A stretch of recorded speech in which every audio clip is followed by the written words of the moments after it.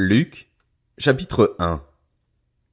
Plusieurs ont entrepris de composer un récit des événements qui se sont accomplis parmi nous, d'après ce que nous ont transmis ceux qui ont été des témoins oculaires dès le commencement et qui sont devenus des serviteurs de la parole.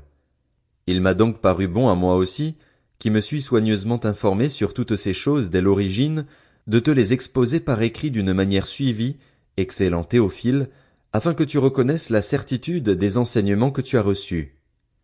Durant le règne d'Hérode sur la Judée, il y avait un prêtre du nom de Zacharie, de la classe d'Abia. Sa femme était une descendante d'Aaron et s'appelait Élisabeth. Tous deux étaient justes devant Dieu, ils suivaient d'une manière irréprochable tous les commandements et toutes les lois du Seigneur. Ils n'avaient pas d'enfants, parce qu'Élisabeth était stérile, et ils étaient l'un et l'autre d'un âge avancé.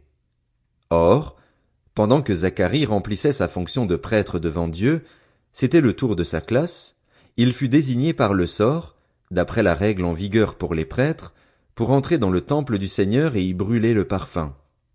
Toute la multitude du peuple était dehors en prière, à l'heure de l'offrande du parfum. Alors un ange du Seigneur apparut à Zacharie et se tint debout à droite de l'autel des parfums. Zacharie fut troublé en le voyant et la peur s'empara de lui.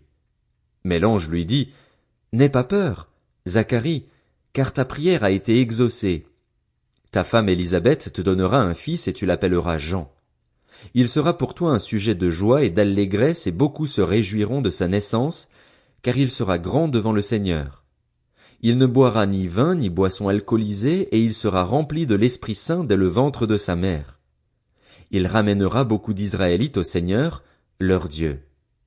Il marchera devant Dieu avec l'esprit et la puissance d'Élie pour ramener le cœur des pères vers leurs enfants et les rebelles à la sagesse des justes, afin de préparer pour le Seigneur un peuple bien disposé. Zacharie dit à l'ange, « À quoi reconnaîtrai-je cela? En effet, je suis vieux et ma femme est d'un âge avancé. » L'ange lui répondit, « Je suis Gabriel, je me tiens devant Dieu. J'ai été envoyé pour te parler et pour t'annoncer cette bonne nouvelle. Voici, tu seras muet et tu ne pourras plus parler jusqu'au jour où cela arrivera, parce que tu n'as pas cru à mes paroles qui s'accompliront au moment voulu. » Cependant, le peuple attendait Zacharie et s'étonnait qu'il s'attarde si longtemps dans le temple.